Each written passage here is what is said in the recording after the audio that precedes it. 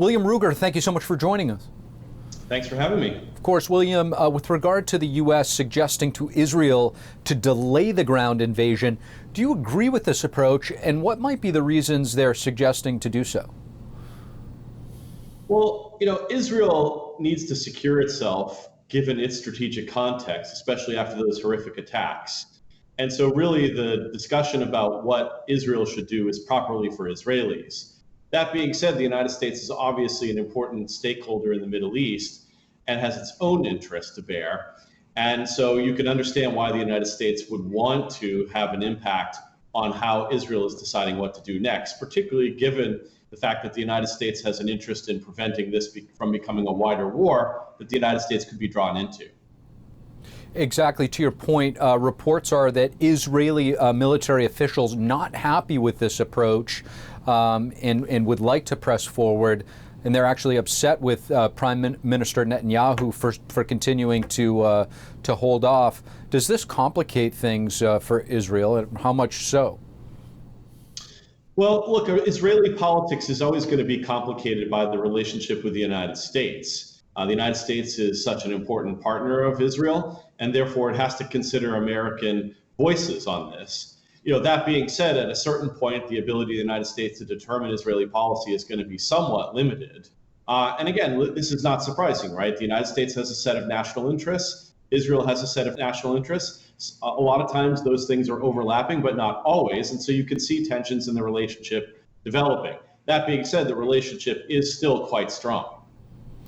As you mentioned, Israel and the United States have their own set of interests. I would say President Biden's focus right now is the U.S. hostages that are still in possession of Hamas.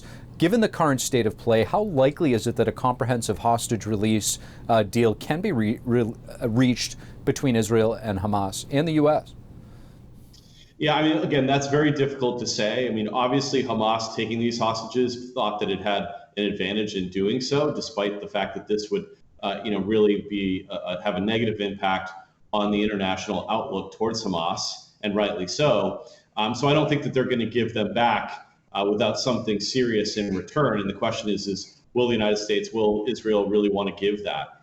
Again, I think it's just terrible that you see hostages being taken. Innocent non-combatant civilians should not be targets of political activity in this way. But you see it being something that Hamas believes will secure its interests.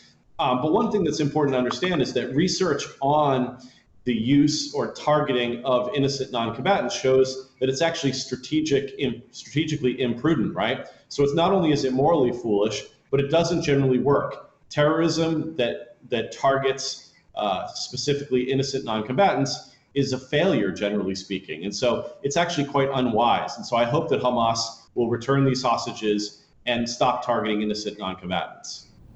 So, William, last question here. There's talk right now of Gaza running out of fuel.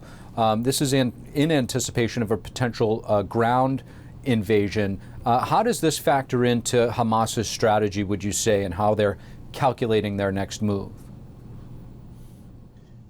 Yeah, this is not a fuel-intensive military force in Gaza, right? This is not the kind of army that you see in your kind of stereotypical World War I, World War II, Vietnam War scenario, right? This is a ground offensive by Israel is going to have to be a block by block, building by building fight against, individuals in that urban conflict zone.